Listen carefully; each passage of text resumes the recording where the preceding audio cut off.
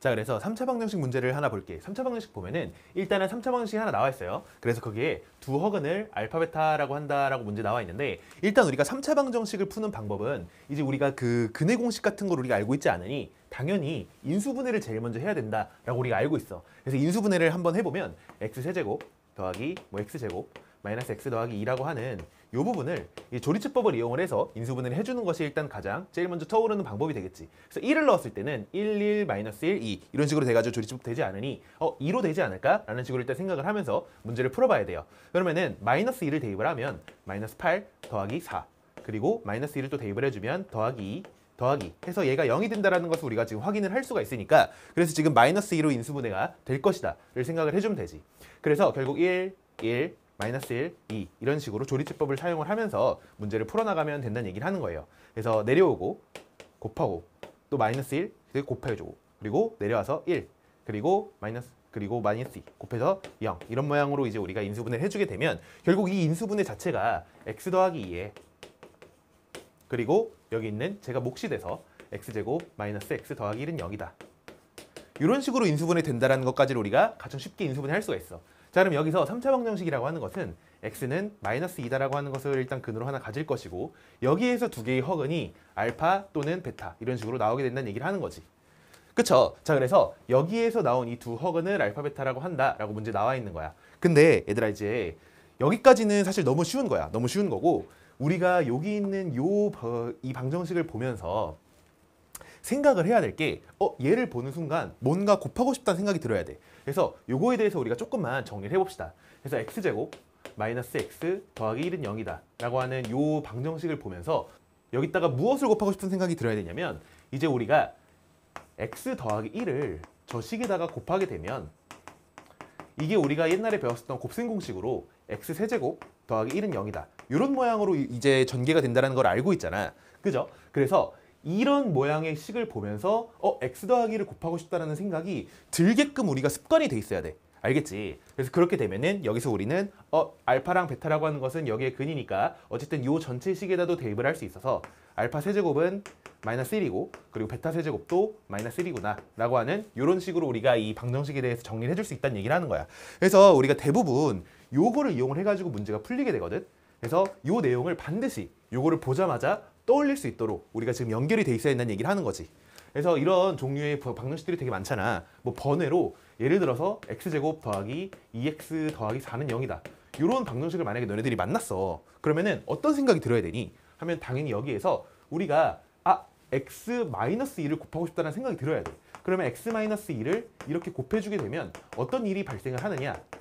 얘가 또 전개가 돼서 우리 지금 곱셈 공식 정확하게 외우고 있지 얘들아? 자, 그래서 x세제곱 마이너스 8은 0이니까 x세제곱이 8이다라고 하는 요 식을 얻어낼 수 있다는 얘기를 하는 거야.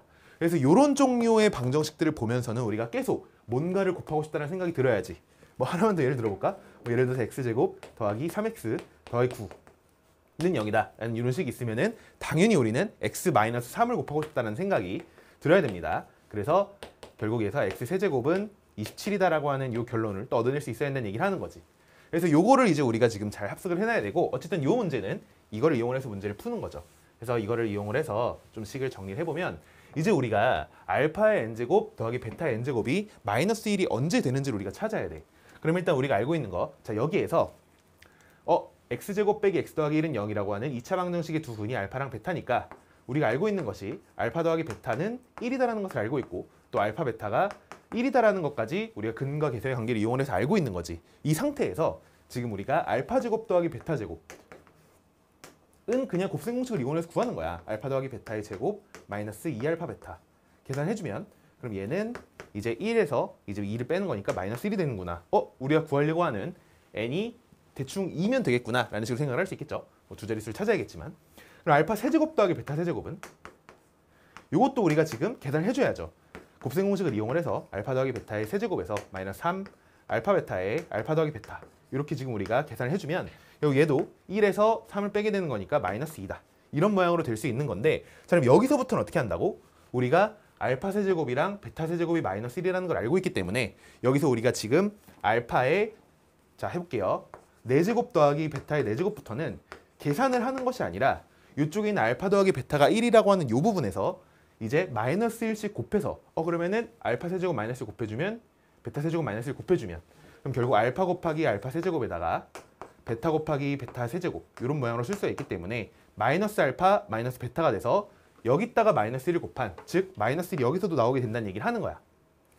무슨 말인지 알겠죠? 그래서 이런 모양으로 우리가 계산을 해주게 되면 알파 5제곱 더하기 베타 5제곱도 여기 있는 마이너스 1에다가 마이너스 1을 곱해서 1이 된다는 거 우리가 알 수 있는 거고 그럼 이 부분에서 알파 6제곱 더하기 베타 6제곱 해주면은 여기다가 또 마이너스 1을 곱해서 2가 되겠구나 까지 이런 식으로 구할 수 있다는 얘기를 하는 거지. 자 그럼 결국 여기서부터는 계속 반복이 되는 모양이 나온다는 것을 우리가 알 수가 있어요. 그 다음 알파 더하기 알파 7제곱 베타 7제곱부터는 다시 마이너스 1에다 1을 곱해서 1 나오는 그런 모양이 되겠지.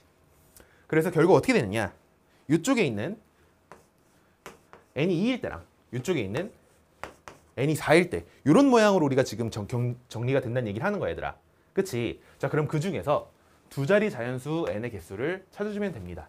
두 자리 자연수면 이제 2랑 4랑에서 나올 것이고 6에서는 안 나오는 거잖아. 그 다음에 나오는 게 어디겠어? 그 다음은 8 그리고 10에서 나오겠지.